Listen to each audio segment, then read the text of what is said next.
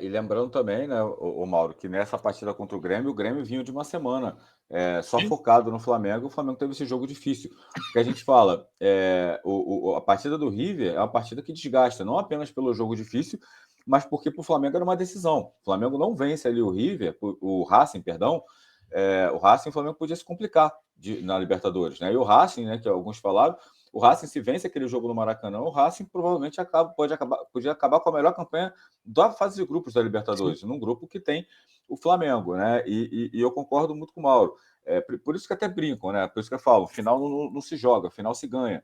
E não é só final, é jogo às vezes, né? Quando você não está tão bem por alguns aspectos, você tem que ganhar de alguma forma. E o Flamengo de 2019 foi assim em vários momentos, né, Mauro? A gente pode pegar a final contra o River Plate, que o Flamengo.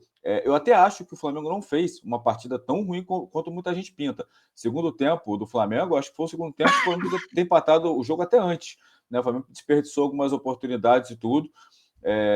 Mas fez partidas também que precisou ganhar no sufoco. Contra o CSA, em pleno Maracanã, foi 1-0.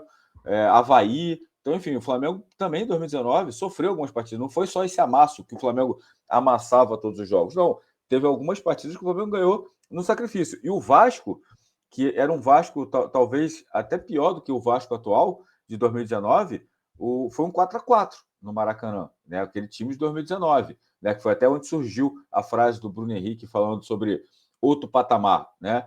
Agora, por mais que o Flamengo o Flamengo acabou deixando o Grêmio criar bastante, né? Algumas oportunidades. Eu acho que talvez uma boa notícia, né, Mauro? O Flamengo, historicamente, um histórico recente, né?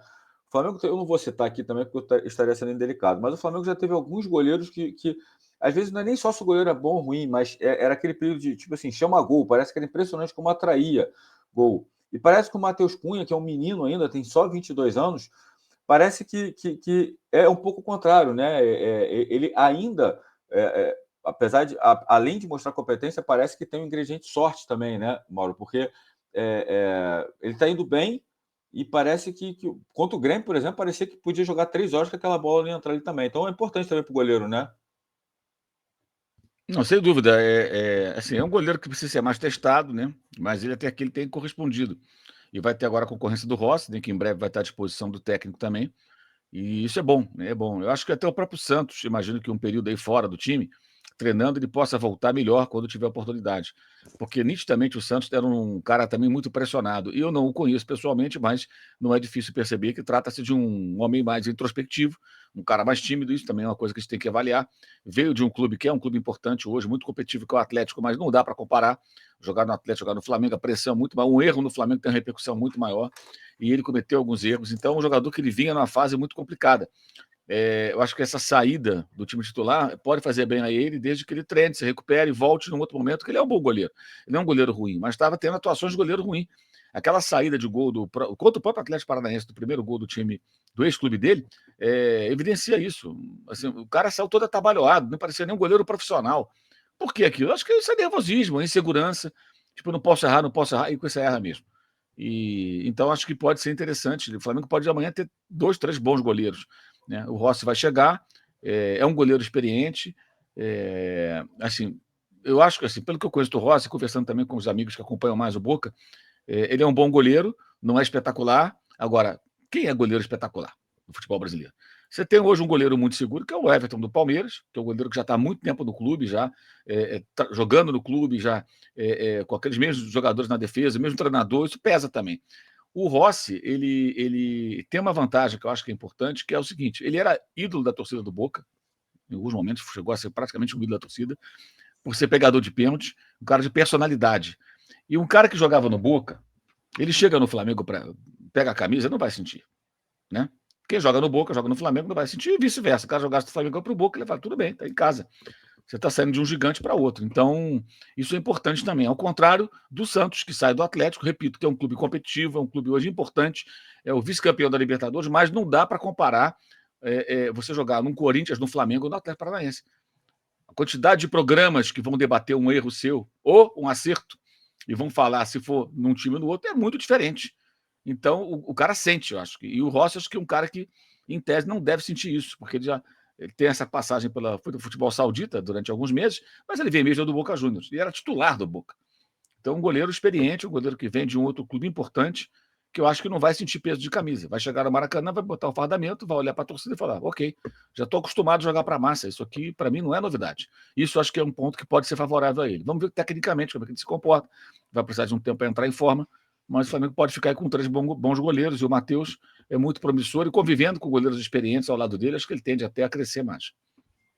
E nessa partida, Mauro, o São Paulo fez algumas mudanças também, né, contra o Grêmio, interessantes, né, que para mim chamaram a atenção. Ele usou um volante só, ele vinha usando o Pulgar com o Thiago Maia e entrou só com o Pulgar, e entrou com o Léo Pereira, né, fazendo praticamente um lateral esquerdo.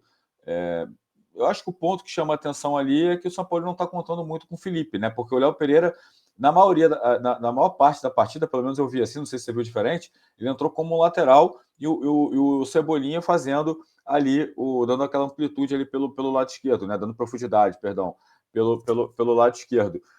Então, enfim, mostrando que é super normal, né? A gente já falou sobre isso, citou até o City, né?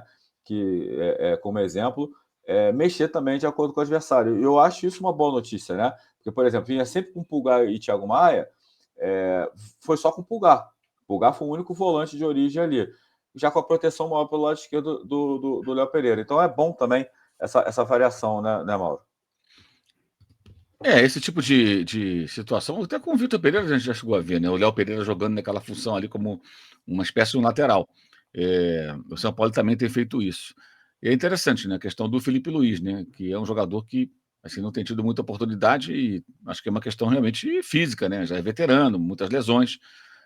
O técnico talvez ainda espere um pouco mais para contar com ele num outro cenário, ou até para o papel que ele quer que o jogador desempenhe naquela função, ele tem a opção do Léo Pereira fazendo com o Cebolinha, como você disse, usar ali aquele corredor. Assim, é interessante observar que técnicos como esses que o Flamengo tem contratado, eles fogem daquele padrão do técnico. O Dorival já era diferente. Lateral, lateral, zagueiro, zagueiro, ponta, ponta, meia, meia, centroavante, centroavante. Esses técnicos estrangeiros, eles mexem muito com o posicionamento do jogador, utilizam diferentes funções, não ficam presos àquela forma, digamos assim. E é o caso específico. O Léo Pereira, ele faz bem esse papel ali pelo lado esquerdo. Aliás, até naquele gol que ele marcou, foi contra quem? A bola invertida pelo Fabrício Bruno. Ele fez Ele fez dois o gol de gols. cabeça, fez dois Gol gols, do jogou no Botafogo. Botafogo. Ele estava jogando lateral aquele jogo. Ele estava jogando de lateral. Ele fez 2 gols que ele jogou de lateral. Ele estava entrando na área toda hora. Ele vinha por trás. Ele fez 2 gols justamente por isso. Naquele jogo ele foi lateral. Ele não foi zagueiro. O tempo todo do corredor ali esquerdo chegando na área. E acabou marcando 2 vezes, né? E marcou também contra o Corinthians, mas aí foi outra situação completamente inusitada, né? Ele estava machucado, virou meio que centroavante e acabou dando certo ali.